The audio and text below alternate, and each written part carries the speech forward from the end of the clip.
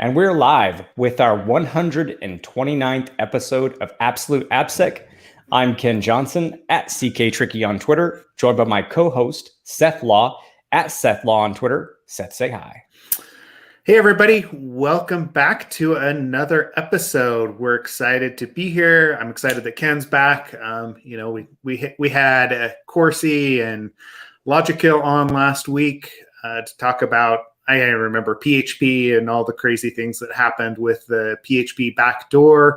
But this week, we're back to our regular scheduled programming. We've got Rey Bango that's joining us. We're going to get into some developer / security and all sorts of things. Ray works at Veracode, but we'll do formal introductions in a minute.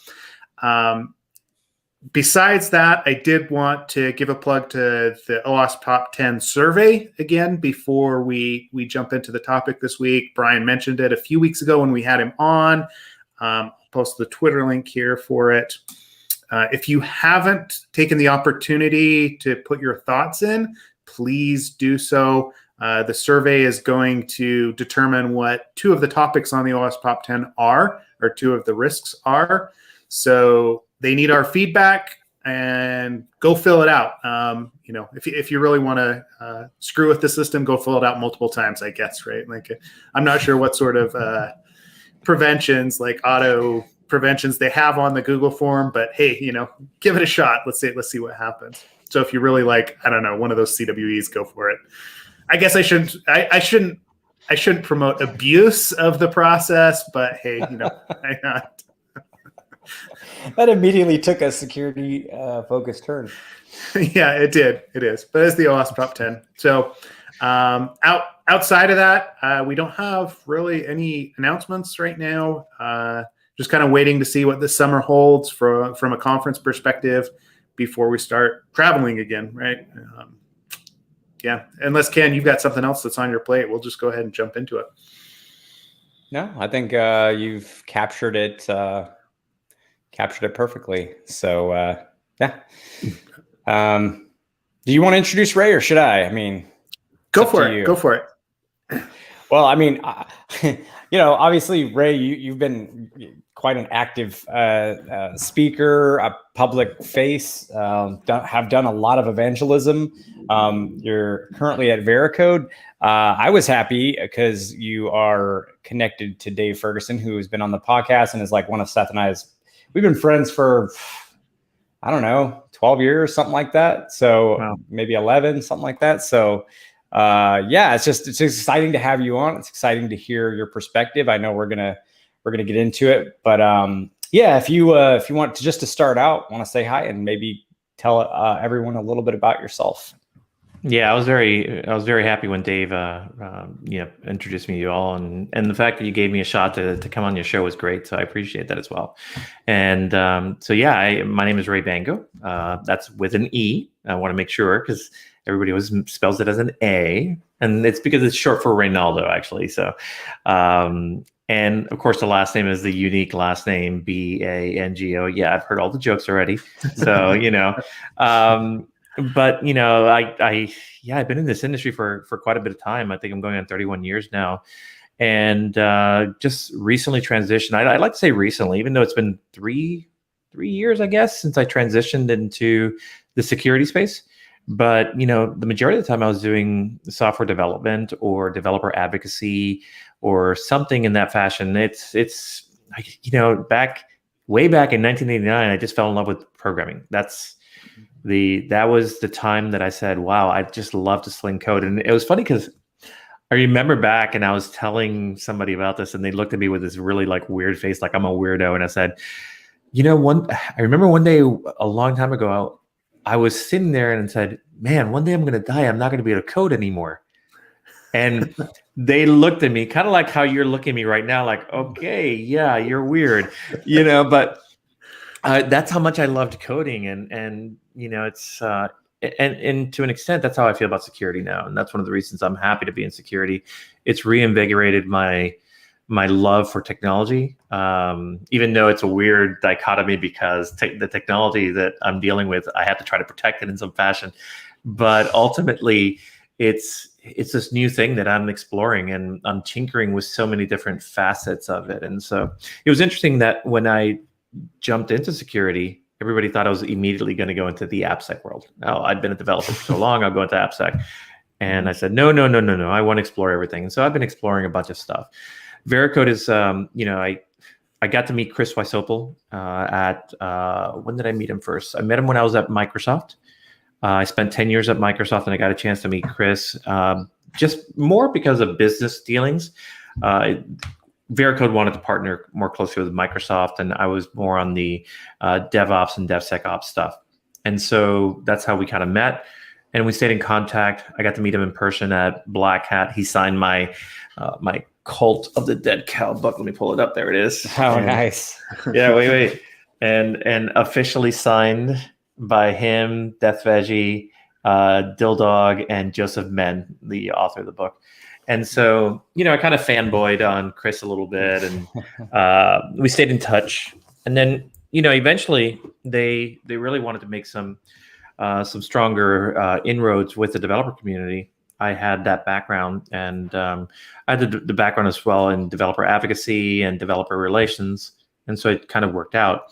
So now I'm at Veracode trying to build more awareness about secure coding principles, get developers more in touch with secure practices, and then of course try to bring Veracode into that conversation, because I think it's a critical conversation to have with things like the PHP issue that we saw, and SolarWinds and the Microsoft Exchange stuff, and then even back several years ago with the Equifax breach. All those were in some fashion software related.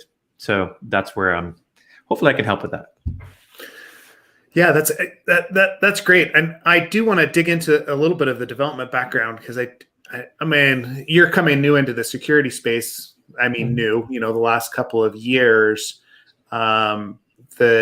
You've got quite an extensive history on that side of things, working for Microsoft, and it looks like you were doing JQuery for a while, which is one of the underpinnings, right? Anybody that's doing any Ajax or any JavaScript coding within the last couple of years has obviously used jQuery. Like, how did your early career start? How did you get involved with some of those projects? And then we'll talk about the transition to security, because that's really interesting as well, especially at the age, right? Like, where you already are an established developer. Making that transition is not something that I see a lot of.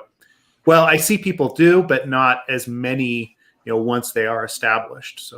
So anyways, so let's start with your early career, especially the jQuery stuff. That just was super interesting to me. No problem. And so, again, I started back in 1989, and I was programming on MS-DOS. And so Windows 3.1, I think Windows 3.1 was the first version of Windows that I actually said, oh, I'm going to embrace this because it looked kind of cool. And so imagine coding in Clipper and DBase and FoxPro, and I'm dating myself, and I don't know if So I laugh because I recognize all of those. Ken won't, but I do. So it's all good. Yeah.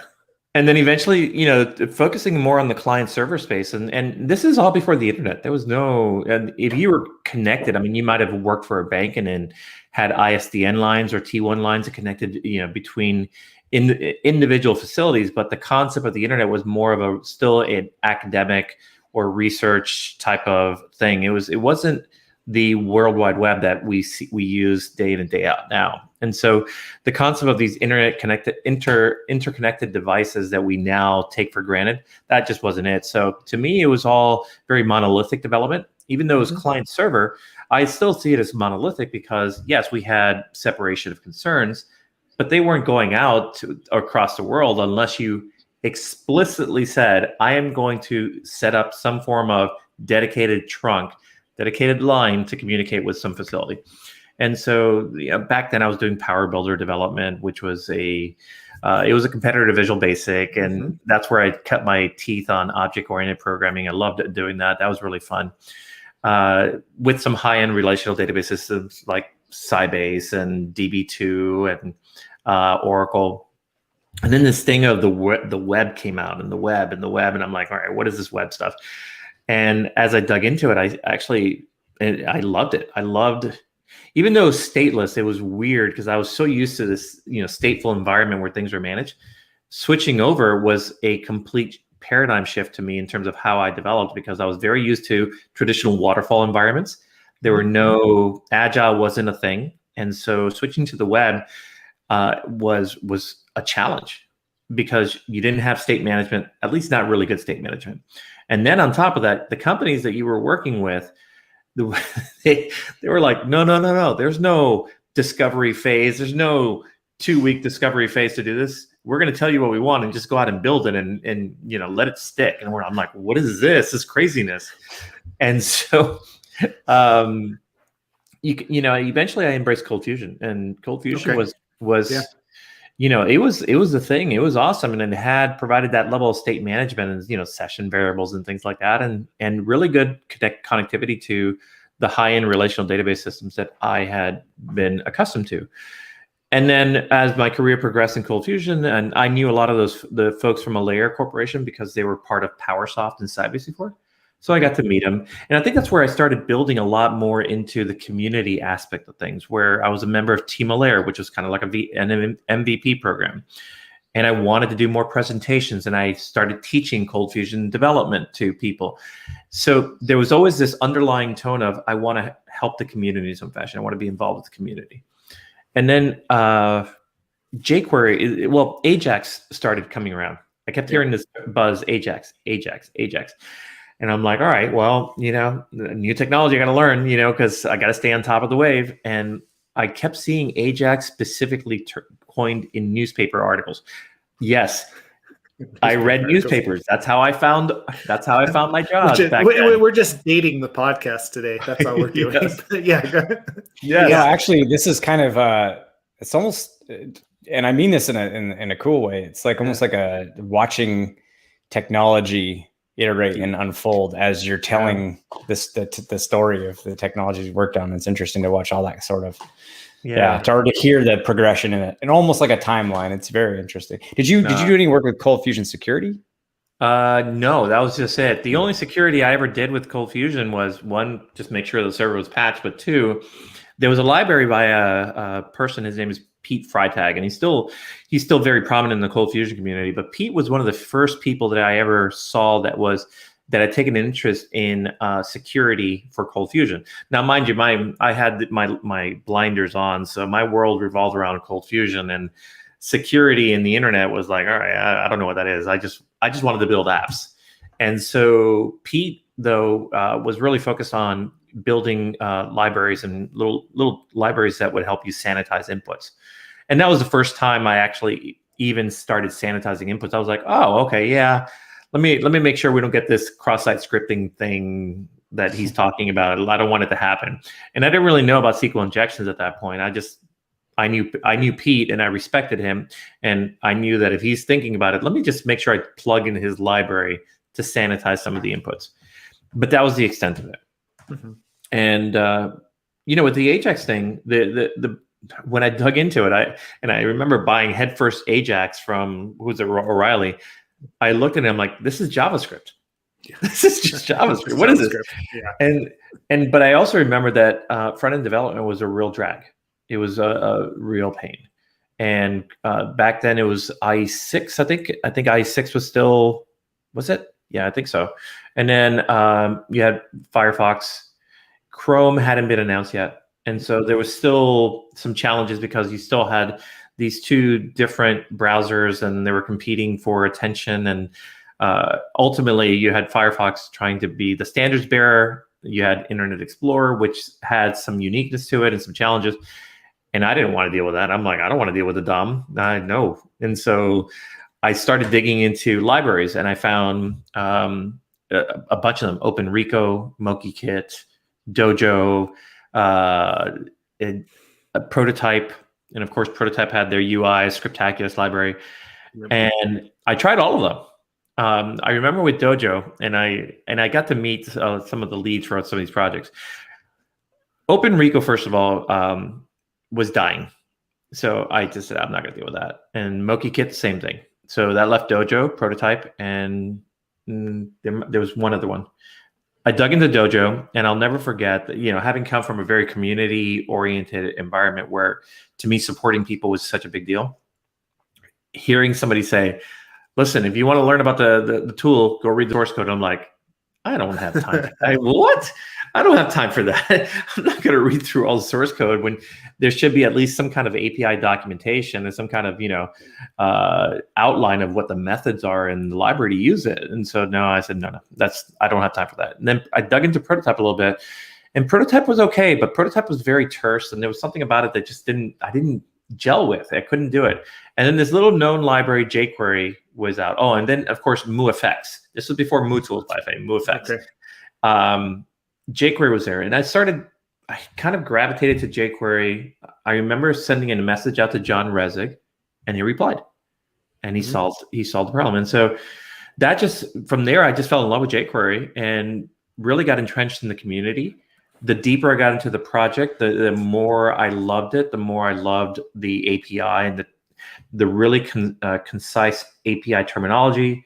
And it just made coding in JavaScript so much easier. And it was actually pleasant, believe it or not. I know some people would be like, blasphemy, JavaScript's horrible. No, JavaScript was actually really nice in the jQuery, and John was fantastic. And John eventually wanted to create a team around it because he saw the community growing. I mean, the community was really rapidly expanding. And John and I had been having a lot of conversations around how do we position jQuery not only within the open source world, but how do we also help folks that are enterprise developers embrace it and use it. And that was a challenge because there's a different mindset in the enterprise space when you're using software. Apart from all the compliance guidelines that you have in the enterprise space, there's just standards that enterprise developers kind of go by, and especially in terms of support.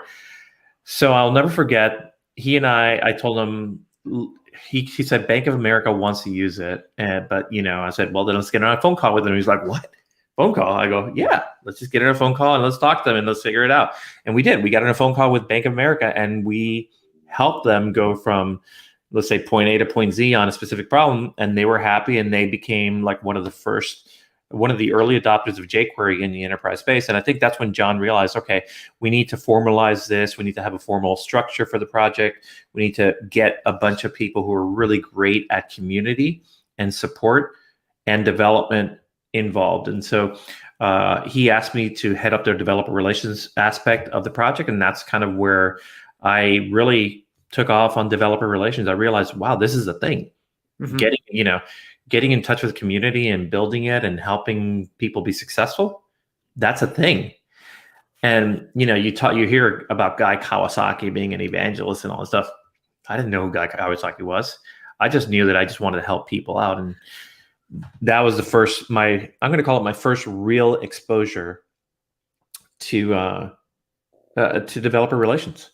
And I don't like, and notice I call it developer relations. I don't like using developer evangelism. That's a negative connotation to it, So yeah, I mean, it's interesting, kind of that. Your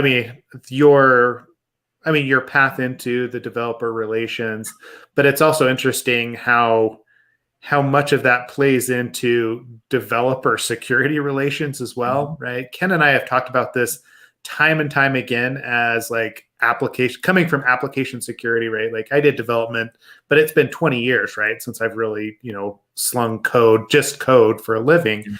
And like how much of our jobs is dependent on building a relationship with the developers so they trust us when we come up and we're like, hey, we found this crazy thing, right? Like I'm not going to tell you how to solve it, but I want to work with you to solve it, right? Like the whole antagonism between security and development has just been a monkey on security's back for so many years because of how just how they've been beat over the head with security, right? Like I get it from a developer perspective. Someone walking into my cubicle, I'm in the middle of trying to build a feature, and they say, no, guess what? For the next 3 months, I need you to go back through all of your old code and put in a validation library. And you're like, okay, but then I'm going to get fired because I didn't build my new feature, right? Like this whole antagonism that exists there is a hard thing to overcome. And I mean, it sounds like it's very similar to, hey, building out a new API. You've got jQuery, people want to use it. You've got to introduce them to it some way, in a way that's palatable to them, right? Yeah. You hit it around the head, and there's always going to be this tension. I don't think you can ever get rid of it, and it's because you have competing needs. And so one of the things as a developer, I always say this, that I was never one that looked at security as like a first-class citizen. I just didn't. My focus was on building apps. I had a business requirement. I had a timeline, and I needed to get it out the door. And I think that's a very common scenario for a lot of development teams. Yeah. And so security isn't their first priority. And then you have the security team. And I'm fortunate now that I'm on the other side. I'm on the security side now. So I'm seeing their pain points, and having spoken to so many folks in the security industry and seeing the I'm going to call it the pain and suffering they've had to go through in locking down not only the network side of things, their network infrastructure, the IoT aspects of it. I mean, I'm not even taking into consideration ICS and SCADA stuff. I mean, that's a whole different world there.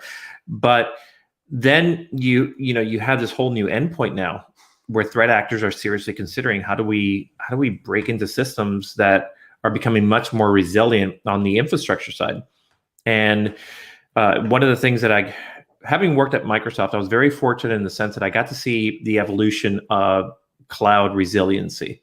And as companies migrated there to the cloud, you could see how that network infrastructure, if it was done correctly, if it was set up properly, and you had somebody there to help you down the path, or had the understanding of how to set up a really strong cloud infrastructure, it was pretty resilient. Why? Because now you're offloading a lot of the, I'm going to call it the administrative aspects of it, off to your vendor. The patch management of the OS, the network switching and management of those types of things. You don't have to run a data center anymore. Yeah. That data centers run for you.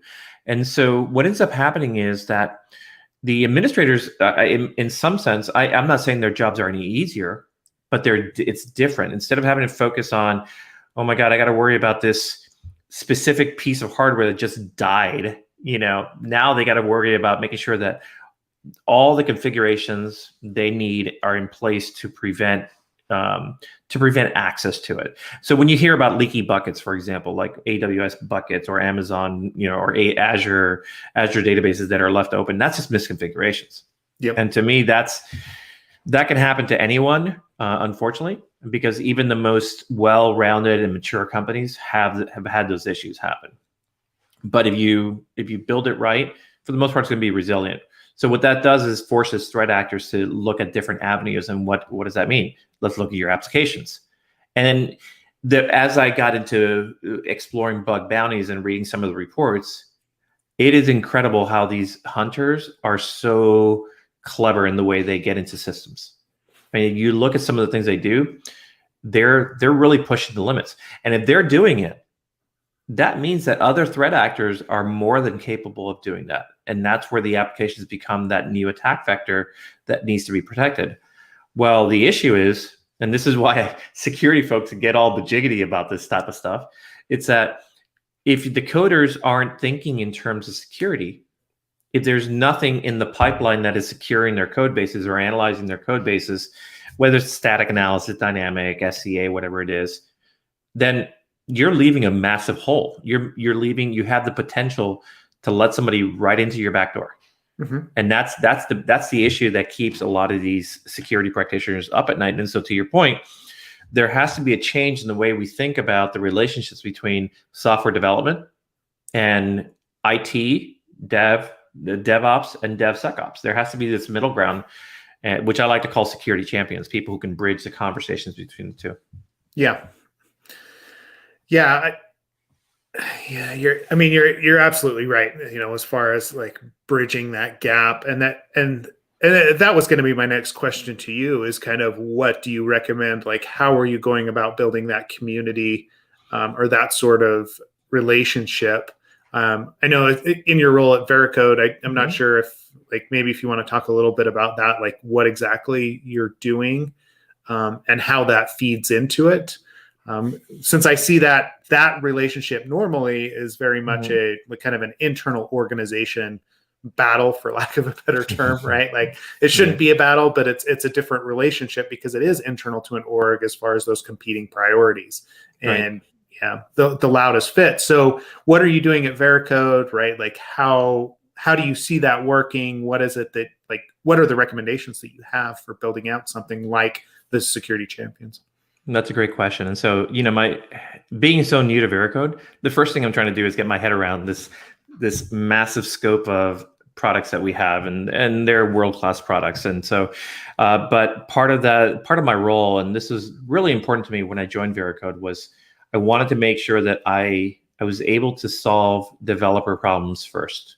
It's less about, for example, positioning Veracode products. It is about solving developer problems.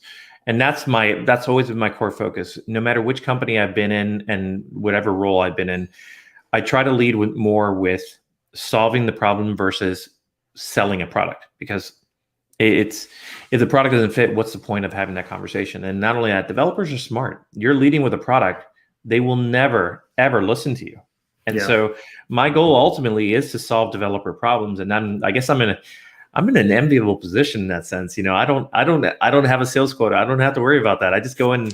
I like to call it shaking hands and kissing babies. I like to go out there and talk to developers and see what's important to them. Now in this COVID world, unfortunately, a lot of that shaking hands and kissing babies has kind of been limited. So I'm ramping up right now on getting more exposure with virtually. Like this podcast is a great example of that. Yeah. I think in terms of bridging that security gap that we were just talking about, one of the things that I feel is that you need to identify people who have the ability to speak on both sides, to speak from both lenses if possible. So either you're going to identify somebody who already has a passion for both development and security, and that's possible. It's harder. It's not an easy thing. But you can certainly find those folks who naturally gravitate to new and exciting areas. And that's, you two are examples of that. I think I'm an example of that. It's just, I gravitated to a new area. I wanted to explore something different. And I felt like I can be that bridge between two distinct communities. Now, the second way of really thinking about this is identifying people who might have an interest that you want to kind of educate, get them up to speed and make an investment in.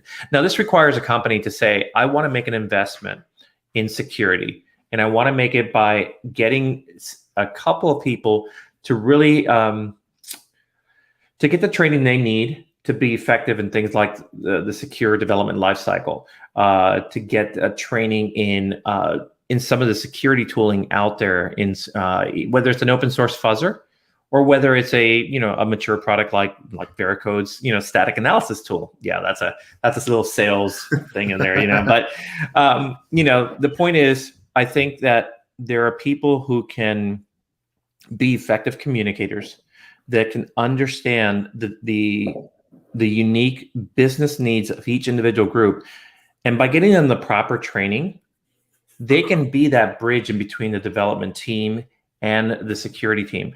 It is a training issue more than anything else. Clearly, you have to have somebody who's conversational. I think that's an important aspect. Somebody who can actually understand the business needs and be able to verbalize them in a way that both groups can effectively understand that. But you have to lead with training.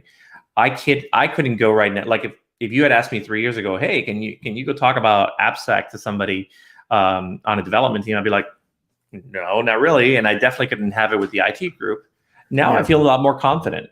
I'm definitely not a 20-year expert, for example. Like you've been around for a long time. There's so many things that you're like, I'm going to have to lean on you sooner or later. I'm going to get a separate call with you two and then learn from you. But the point is that there's there's conversations I can have now at a different level that I couldn't have 3 years ago.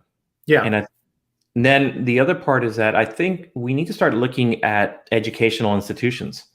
One of the things that I'm seeing is that a lot of computer science students are coming into the workforce with no understanding of secure coding at all. And Oh yeah. and that's another big issue, because that's the new generation of defenders. So I hopefully I can be around for another 20 years. That'd be great. Will I be around for doing this? I don't know. I can't say. But there's a whole new generation right behind me they're chomping at the bit to get their hands on source code to build really great systems. Wouldn't it be great if we took the time to teach them how to build secure systems? And we're not doing that. I was talking to Ming Chow, who's he's a teaching professor at Tufts, and that's one of the things that he's actually trying to promote within Tufts, teaching his students application security. And he sees the challenges that academia has, because professors don't have the skills to teach that. And it's not a dig at the professors, it's not a dig at the institution. It just hasn't been something that's been a priority. And I think there's been this challenge between corporate America and academia on who is responsible for teaching secure coding principles to the new folks that are coming into the industry. And so if you think about it, you have academia, which hasn't had an incentive yet to do that. And then you have corporate America, who sees security and to some extent the software development as cost centers. So they don't have that incentive to say, I'm going to invest $10,000 to send you to a SANS course to learn secure coding challenge stuff. That's a big deal. So how do you rationalize that? Yeah, I mean, I was just going to add to that point, right? I mean, Ken and I have both done a whole slew of developer secure code trading, right? And it's always been through the corporate side of things. Yep. And part of that has been, if I look at the drivers behind it, it's very rarely that the company's like, hey, we're going to invest in our people about, learning how to secure code. It's, oh, we have to comply with PCI or, all these or FDIC regulations. So we have to train our developers in secure coding. It's almost like industry as a whole is recognizing it, but not necessarily the companies themselves. And I mean, we've got Derek who's commenting on our Slack channel as well about the whole educational background point that you're bringing up. Because I think about it, but I got my CS degree so many years ago. I remember I took a security course, but the security course was basically a little bit of how do you implement encryption and let's go look at a firewall. That was realistically the whole of this security course that I took. And it wasn't even a required course. It was an optional course for me. And I mean, it's just kind of sad that it hasn't progressed much past that. There's been so many attempts in the industry to reach out to developers, right? But I don't know if we're just doing it in the wrong way, right? Like encouraging them to come to DEF CON or to the B-Sides conferences or OWASP or whatever else. Yeah. Ken, I feel like No, I was just going to say I was just going to say I think, because I was actually just last night having this thought, effectively, unless you're a professor, as Brian Glass, how many of these professors in academia come with the experience of, it's not just like, here's some source code review, secure code review technique, or some dynamic assessment technique, or if you're writing code, these are the specific vulnerabilities that you have to be concerned with, or here's what you'll see in this one type of language or framework. It's not just the materials that, organizations like OWASP produce or just individual researchers. It's literally like a combination of taking all of these things and then practically applying them time after time after time against different technology stacks, against different situations. It's not something that can be easily obtained in terms of a knowledge base. And then that informs your approach and your methodology to whether it's writing secure code, reviewing for secure code flaws, whether it's building libraries into applications that are security centric, all of those things, to basically inform and educate on an actual practical helpful level. I feel it would be almost impossible for all of these professors to have this background. How could they? They're not, this isn't their job. So then I guess the solution, I don't know the solution, but maybe it involves more solicitation of input from folks that do that, and then applying that on a broader scale. So I don't know the answer, but I do think that we're looking to the wrong people to inform the professors themselves, their students on this topic. And I agree with you. It's a hard thing. A lot of these professors, they have their established curriculum. They're going to go through their process. They've invested a lot of their own time to understand that curriculum and be able to teach it in an effective way. If you ever taught courses, teaching is hard. Okay, I did, like I said before, I did training for a layer, and I had to go through a 5-day cold fusion getting up to speed to cold fusion course and teaching that. And those 5 days were hard. And so I'm thinking about a college professor who's diving into some very terse topics and trying to distill it in a way that these very young minds they need to grok it, and they need to pass it, and hopefully ingest it so they can use it in the workforce. And it's not an easy thing, but that has to be, I do think there has to be something added to curriculums that complement the existing computer science tracks. And it doesn't necessarily mean you have to blow up like the current track. I think some of those current tracks are really great, and there's some great schools that produce awesome computer science students. I think there should be complementary courses to it that leverage, let's say, professionals like yourselves to go in, and maybe you're an adjunct professor and you go in and you teach these aspects, because this is where security is coming up. This is where we almost need to instill in students that security is a first-class citizen in your computer science education. It has to be, and then, you know what? We have to leverage these breaches as a learning opportunity. I don't like breaches. I mean, I hate breaches and leaks and all that. Clearly I don't want my data floating around there, but it is what it is. And shouldn't we capitalize on that and say, SolarWinds was horrible. How do we fix that?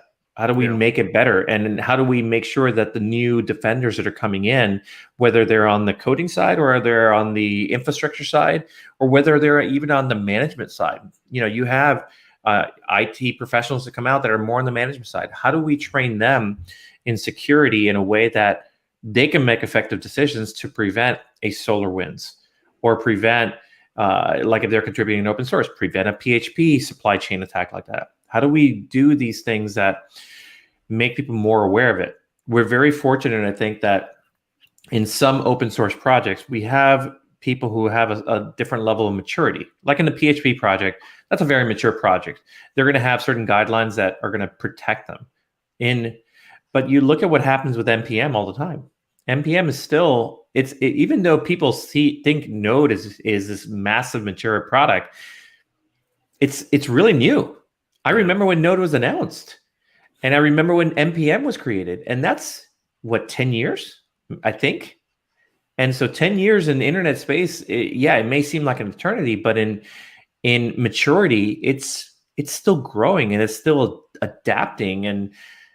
And so we have to think about that. And supply chain, even though people have been calling out supply chain attacks for a very long time, my good friend Adam Baldwin, who was the head of the Node security project, then CTO of NPM, and now, then he went to GitHub, and then now he's over at Auth0. He had been calling out supply chain attacks within NPM for years, and he said, this is going to happen. This is going to happen.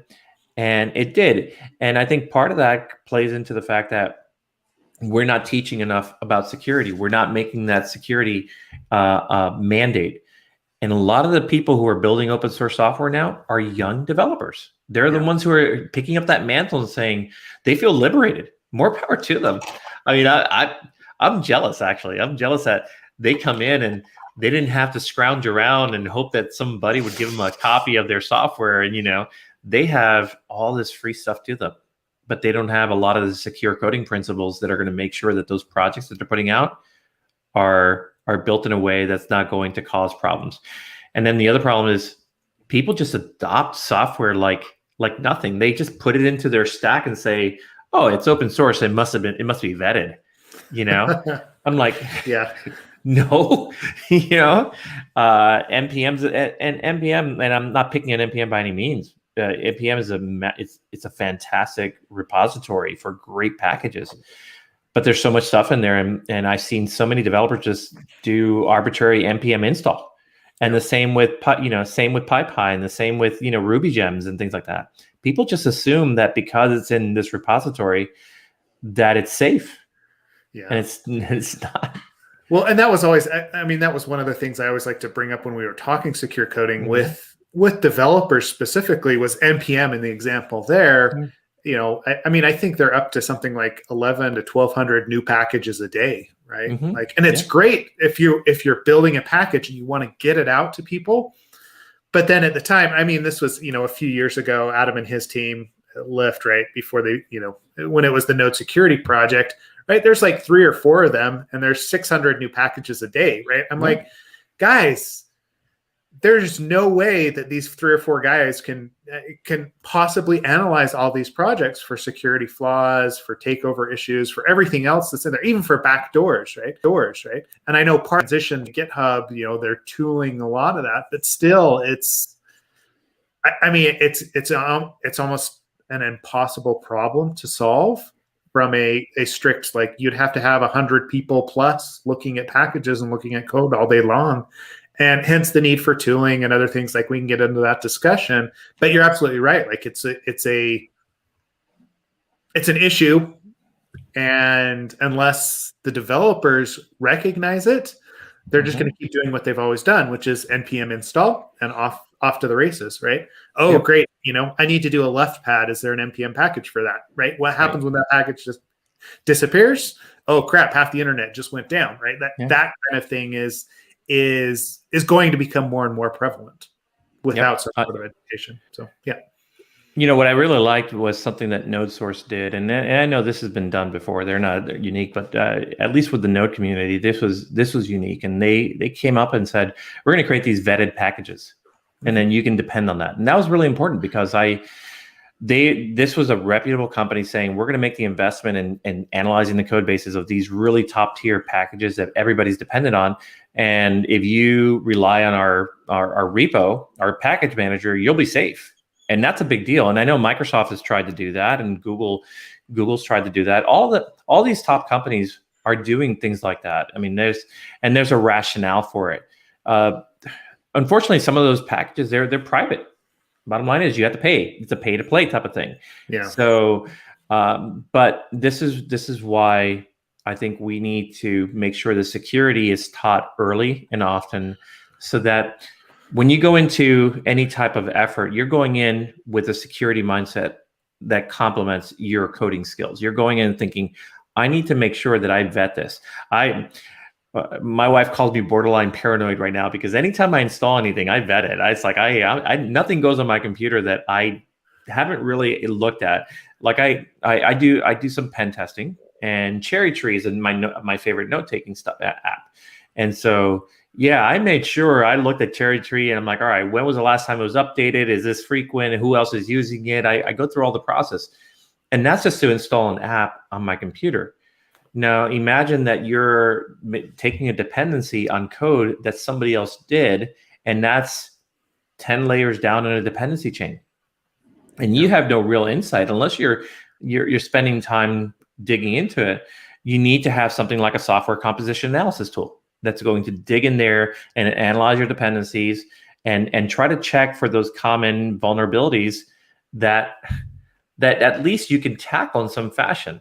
And I just don't see that happening often. So hopefully now that I'm digging deeper into this, I'm getting more in tune with the AppSec world. I'm getting more in tune with the tool chains and how they apply to the CI/CD pipelines and the impact on workflow it has for developers. Because that's another topic, and I'll touch on that now. Hopefully I can start sharing some insights into how to ease that pain. Because if you really think about it, what developers hate the most is their workflow being blocked or stuff being added that's going to cause friction. Yeah. That's the other aspect of this. Nobody likes friction. If you're focused on building something and something is blocking you for no real good reason, that's where the pain starts to come in. It's either it's adding something to your CI/CD pipeline that is hard to do, or it's slowing down the process, or it's not giving you the results that you want. And those are common things that I've heard in the industry, where developers feel like sometimes security acts as a bit of this blocker to progress, at least progress in their eyes. And we need to figure out, how do we streamline that so that security is not viewed as a blocker? It's viewed as a normal part of the development process, and it should be. I mean, we think about that in almost every other aspect of our life. It's like, hey Ken, will you give me the password to your bank account right now, and your 2FA login at the same, probably not, right? You think of that as your day to day, and I'm going to say most developers think of it in the same way. I don't think most developers are going to give out the keys to the kingdom. So no. Let's also add security as part of that normal day to day of software development. The more I think about it, the more I look, the more I've thought about this over time. Going back to tying this point to the education in academia, is that I think that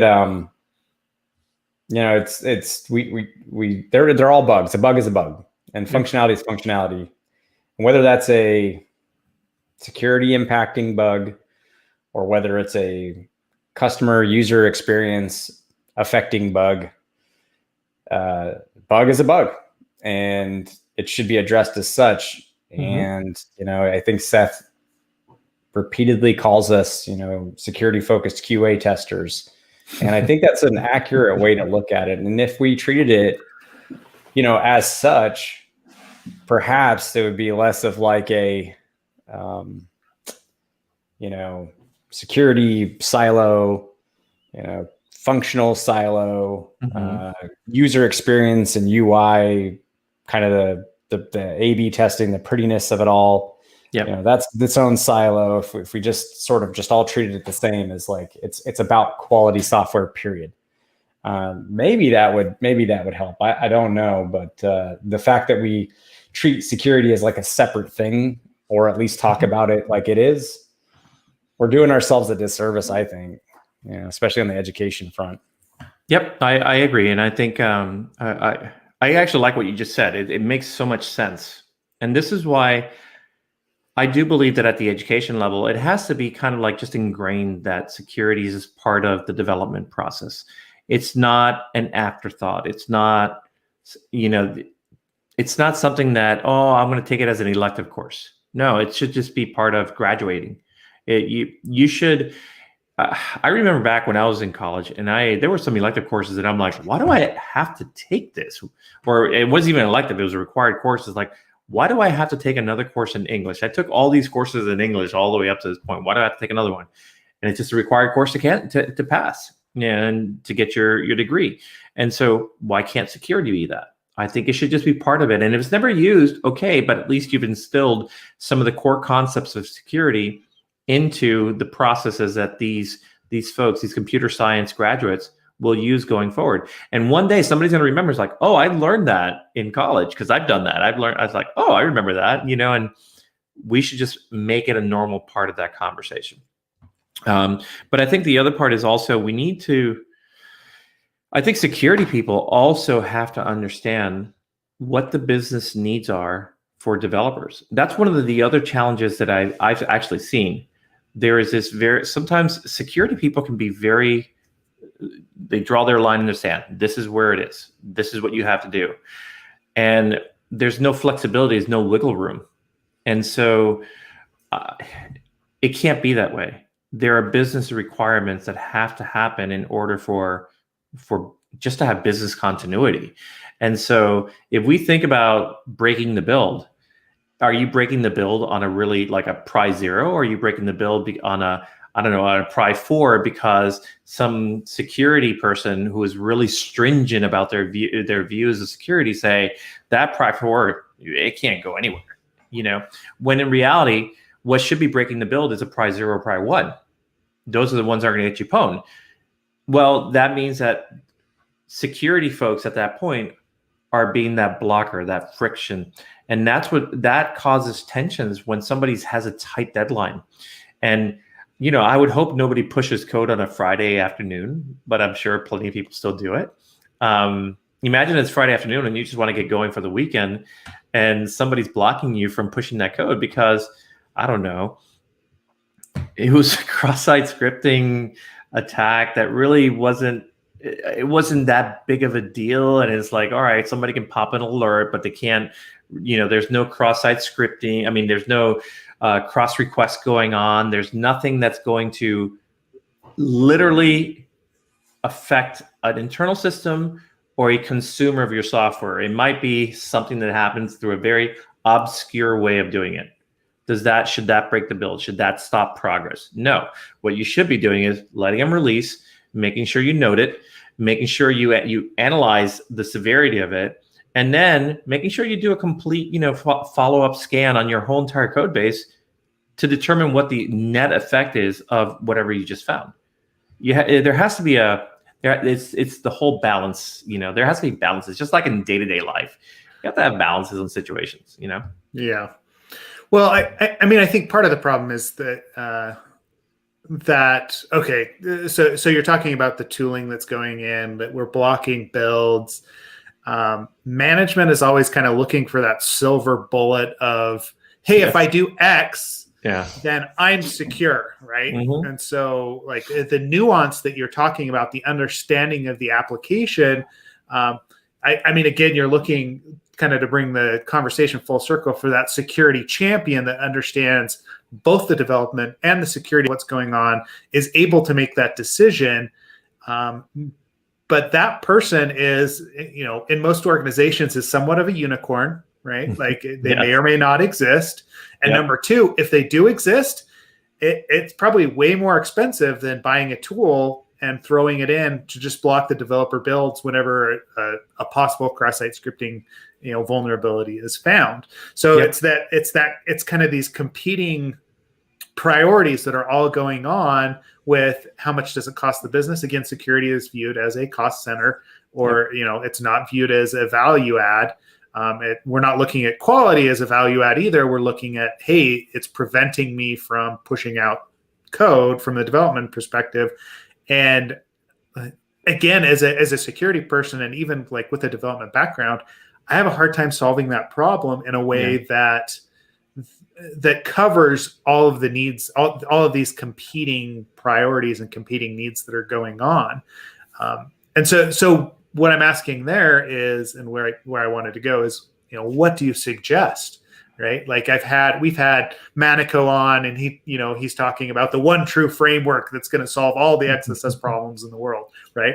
And I'm always like, yes, but there's that one developer that's going to need a special use case, and he's going to push code on a Friday afternoon, and he's going to be pissed at security because he couldn't actually push that out.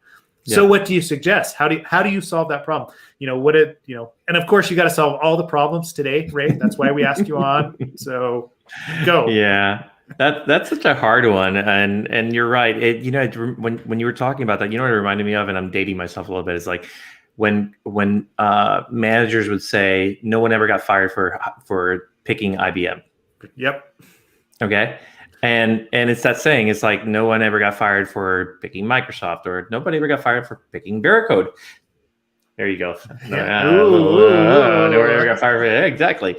But the premise is that I know a lot of people in management, people who are focused on the business, they want that silver bullet, and none of these solutions are silver bullets, because ultimately, what deploys the systems or what builds the systems are still humans. So there's going to be things that are going to get by, and even the most sophisticated systems still lets bugs go through, because the bottom line is, I mean, Ken, you said it perfectly. A bug is a bug is a bug, and that's what they are. They're bugs. And you look at the exploit DB database, how many bugs are in there? Because that's what every one of those vulnerabilities is, a bug. And there's no silver bullet. I don't have a clear answer on how to convince management that this one system is going to cover every scenario, and how to balance that conversation between business and security and developers. And that's a tough one. If I had that answer right now, man, I'm going to use that for, I'd probably be a multi-millionaire right now. If I was able to solve that one right now, I'd probably be on an island right now, next to maybe Larry Ellison or Richard Branson or something like that, I'd be waving at you from the top of a coconut tree or something like that, Yeah. Well, yeah, and I mean that's that's just it, right? Like without some sort of a program in place, the problems don't get solved, right? And it's I don't know. It's the fight that we're constantly dealing with, and it is a battle. Yeah, I was talking. The person who took a chance on me at Microsoft, her name is Ann Johnson, and fantastic person, corporate vice president of business development for security, compliance, and identity. And so, one of the things she's an advocate of is diversity in security, bringing people in with different perspectives and different backgrounds, different cultural backgrounds, different viewpoints in general. And that's one of the reasons she brought me in was because I came from a developer lens, and I just had a totally different view on what security was like. And even to this day, I listen to some people who have been around security for a long time, and sometimes I take things in and I'm like, oh, that makes sense. And then sometimes I look at it with a skewed eye because I feel like that doesn't seem very applicable nowadays. Yeah. And that's what we need. And I think we need more people like that. And it has to be across the board. I don't see it as just like a security problem. We need people with different perspectives, from senior leadership to the person that is just hired from the very first job to build the app out. And by having these different and unique perspectives, that's the only way that we're going to solve it. Right now, you have I'm going to call it business technical debt. Chris Ang, our chief research officer, likes to use the term technical debt, and it's so appropriate. How much technical debt is out there? I mean, I can only imagine one of my apps sitting out there, and I'm like, oh God, please kill it or something like that. But it might be working. That's how I feel when someone submits an issue to a GitHub project I haven't maintained in forever. It's yes. Crap. And so that debt is there, not only on the technical side, but on the business side. It's people who have been doing things the same way over and over. And that's one of the things I loved about Satya when he took over Microsoft was he said, we need to embrace growth mindset. We need to start looking at things differently. We need to embrace people for what the value that they bring to the problem. And because that's how we're going to end up solving these very complex solutions. And I was talking to Sam King, the CEO of Veracode, just yesterday, actually. And we were having a conversation about some changes that I think internally we need to make. And she was like, absolutely, we need to make these changes because this is how we're going to succeed and how we're going to evolve. And I said, you sound just like Satya right now. And she goes, absolutely, I love the growth mindset. And she's a big advocate of that. And I think when you start looking at business leaders who embrace that growth mindset aspect and start analyzing the business problems with a different lens and bringing in people with different lenses from diverse perspectives, that's how you stay competitive.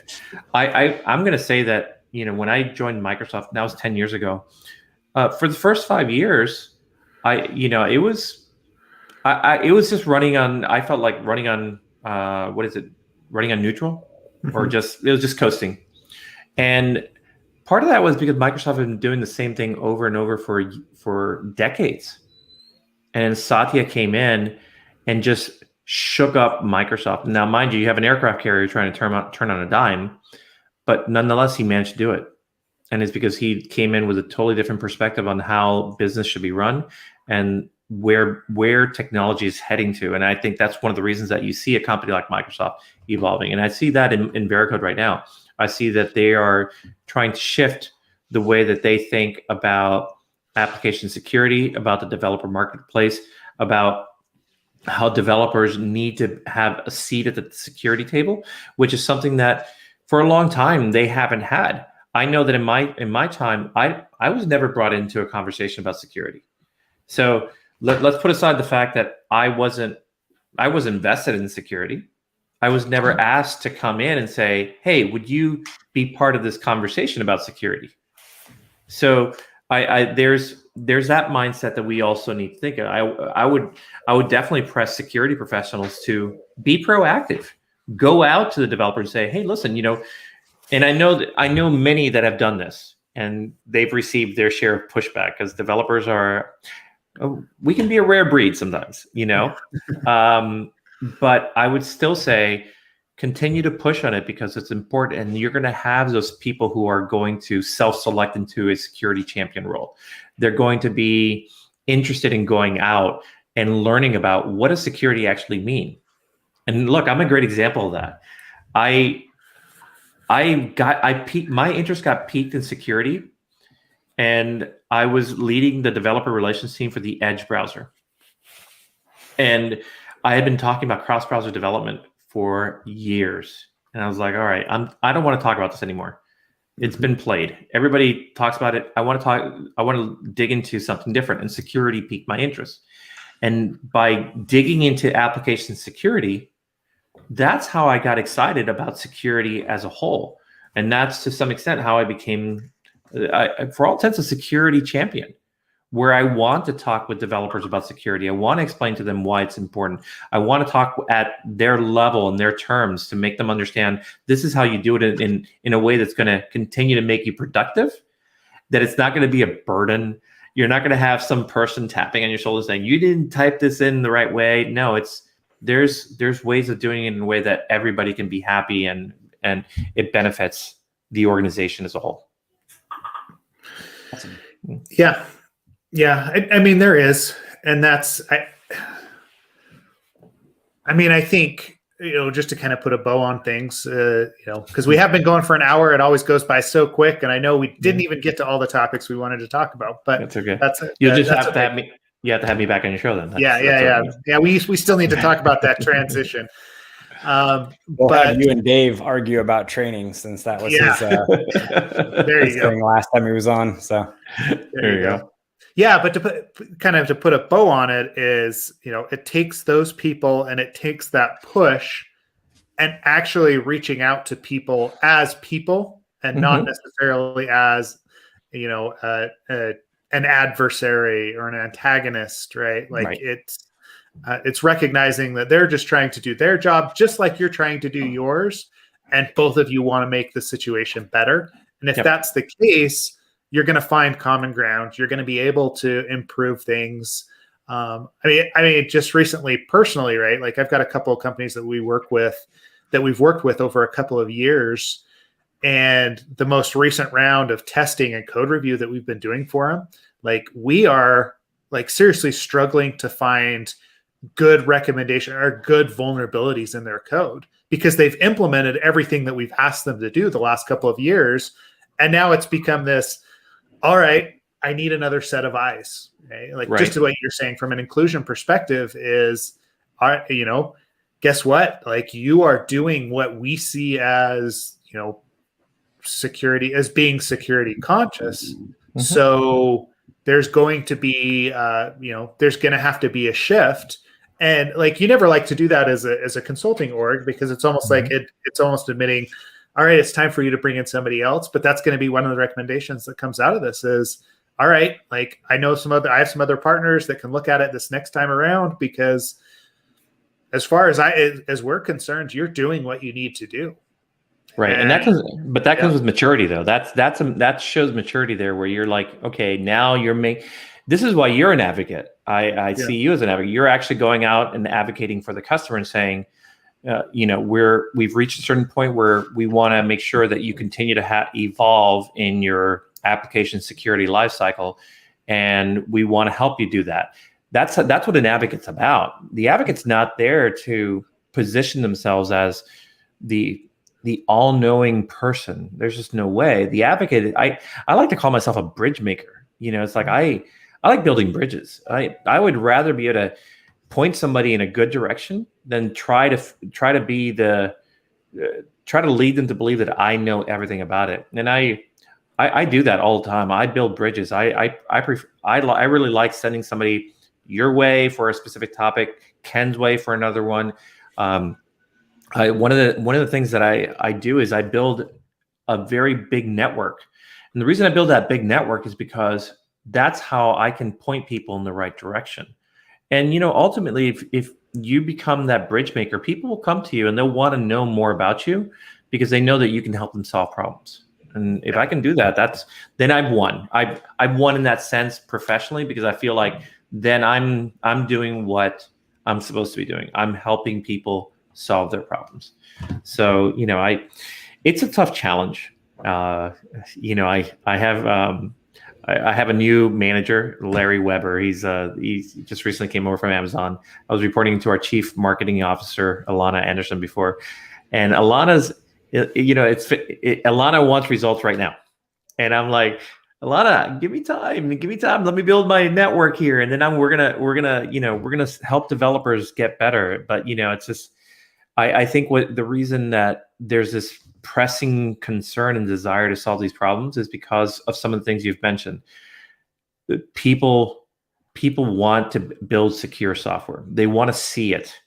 Yep. And there's still this chasm between security and developers. And there's hope that folks can come in and help kind of cross that chasm, build that bridge across it, so that both teams can solve the problem that they're mandated to do, and that there's collaboration and cooperation. It's not co-opetition, it's cooperation. And collaboration is a critical aspect of it. You have to know each other. You have to get to know the ebbs and flows of each other, and that's the only way to solve it. Yeah. Well, and that's what I was going to say. I think Ken will be back, but Sorry. I know we're running up against it, but I like that recommendation, right? Is be a bridge builder, right? Mm-hmm. Collaborate with the other side and things will get better. I mean, we've all seen that happen in our careers. Yep. So, I would just encourage people to keep at it and to do that. Good. Well, any last minute thoughts, right? It's been a great conversation. I feel like, we haven't solved the world's problems quite yet, but we're getting there. So we'll get there for sure. Yeah. Where can people find you? And yeah, just kind of wrap things up. So yeah, the easiest way to find me is on Twitter, and you just go to my handle, which is Rey Bango. So just my name put together. I tend to tweet a lot there about security, and I tweet about all different types of security. If there was one recommendation I can make to anybody who's in this space, is to explore security holistically. There's areas that you're going to be passionate about. Totally get it. I would just say poke around in different areas, because it's interesting to get that unique perspective. I've been doing pen testing, AppSec work, red teaming, OSINT. I got to do some a little bit of IR work when I was at Microsoft at a very interesting scale. There was some scary stuff there, and being able to at least touch on them. And I'm not an expert in any of them, but the fact that I've had these diverse experiences gives me a whole different perspective on how security touches so many different aspects of the business. And so I would say definitely take the time to explore these different areas. That's what's going to make you a more well-rounded security professional. You're going to be able to solve a whole lot more problems if you just explore. Take some time. And it doesn't mean you have to, switch careers entirely. It just means, like, if you have an hour, go out and just explore what, OSINT is. What does OSINT actually mean? We all hear the term OSINT. What does it actually mean? Have you dug into Shodan? Have you actually gone into Shodan and done a search? And if you haven't, I think you might sit there and, like, oh my God, freak out when you find out how many, RDP ports are wide open, and they're just there for the poking around. Spend some time doing that. And then, definitely continue with the education aspect. I mean, that's one of the things that I continuously do. I do things like Hack the Box and Try Hack Me. And then more recently, I'm doing security labs on Veracode.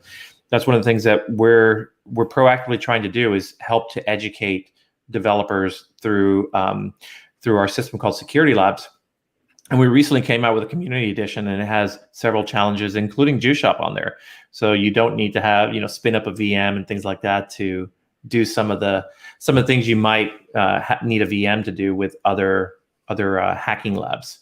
So I definitely say check out Security Labs, see how you feel about that, go through some of the challenges, and we're constantly improving that. And if there's feedback, please send it to me. Just go to Rey Bango and say, hey, Ray, I was doing Security Labs and I'd like to see X, Y, and Z. We just had a hackathon with a bunch of universities, and the UK teams really kicked butt, man. The UK teams, you should have seen Warwick University they were on fire.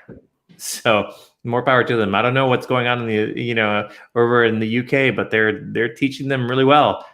Those teams, they must have a good security curriculum in place. Maybe that's that stuff we're talking about there. Yeah, yeah. I mean, some places do it really well, for sure. So. Yeah. Well, good. Ray, we do want to be cognizant of your time. Thank you so much for coming on today. And like you said, reach out via Twitter. I mean, to Ray or to either of us. Join our Slack channel. If you want to keep the conversation going. I know actually Dave's been posting in there during the episode as well, Ray. Thanks, Dave. He's been listening. And otherwise, be a bridge builder. I like that. Put the bow on it. But bridge builder is important. Building those bridges. Yep, exactly. But otherwise, thanks everyone for joining us today. Ken, any last minute thoughts before we close it out? Nope. Thank you. I appreciate you joining, Ray. No, thanks for having me. I really appreciate being on here. I love these conversations because it helps to kind of shine a light on the need for greater education, and hopefully we can make some progress. I'm hoping I can get out there and help people get better. Yep. Appreciate it. All right. Thanks everybody. We'll see everybody next week.